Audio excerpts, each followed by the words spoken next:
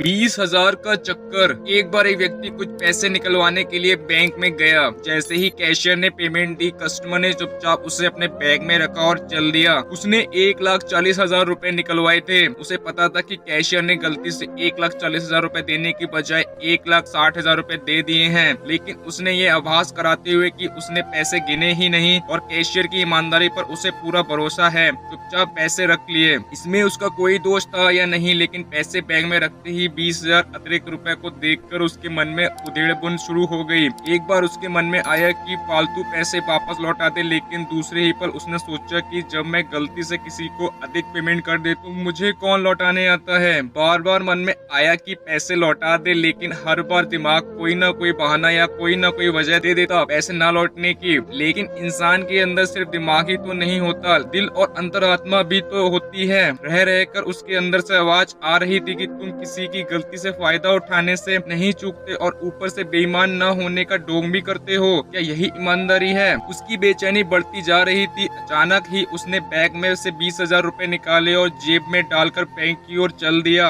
उसकी बेचैनी और तनाव कम होने लगा था। वह हल्का और स्वास्थ्य अनुभव कर रहा था। वह कोई बीमार थोड़े ही था, जैसे किसी बीमारी से मुक्ति मिल गई हो। उसके चेहरे पर किसी जंग को जीतने जैसी प्रसन्नता व्यक्त थी। रुपए पाकर कैशियर ने चैन की सांस ली। उसने कस्टमर को अपनी जेब से 1,000 रुपए का एक नोट निकालकर उसे देते हुए कहा, भाई साहब आपका बहुत बहुत आभार। आज मेरी तरफ से बच्चों के लिए मिठाई ले जाना, प्लीज मना मत करना। भाई आभारी तो मैं हूँ आपका, और आज मिठाई भी मैं ही आप सबको खिलाऊंगा, कस्टमर ने बोला। कैशियर ने पूछा, भाई आप किस बात का आभार प्रकट कर रहे हो और किस खुशी में मिठाई खिला रहे हो? कस्टमर ने जवाब दिया, आभार इस बात का कि 20,000 के चक्कर में मुझे आत्म मूल्यांकन का अवसर प्रदान किया। आपसे ये गलती न होती तो ना तो मैं द्वंद्व में फंसता और न ही उससे निकलकर अपनी लोभ वृत्ति पर काबू पाता। यह बहुत मुश्किल काम था। घंटों के द्वंद्व के बाद ही मैं जीत पाया। इस दुर्लभ अवसर के लिए आपका आभार। दोस्तों, कहाँ तो वो लोग हैं जो अपनी ईमानदारी का पुरस्कार और प्रशंसा पाने का अवसर नहीं चूकते, और कहाँ वो जो औरों को पुरस्कृत करते हैं। ईमानदारी का कोई पुरस्कार नहीं होता, अपितु ईमानदारी स्वयं में एक बहुत बड़ा पुरस्कार है। अपने लोभ पर काबू पाना कोई सामान्य बात नहीं। ऐसे अवसर भी जीवन में सौभाग्य से ही मिलते हैं,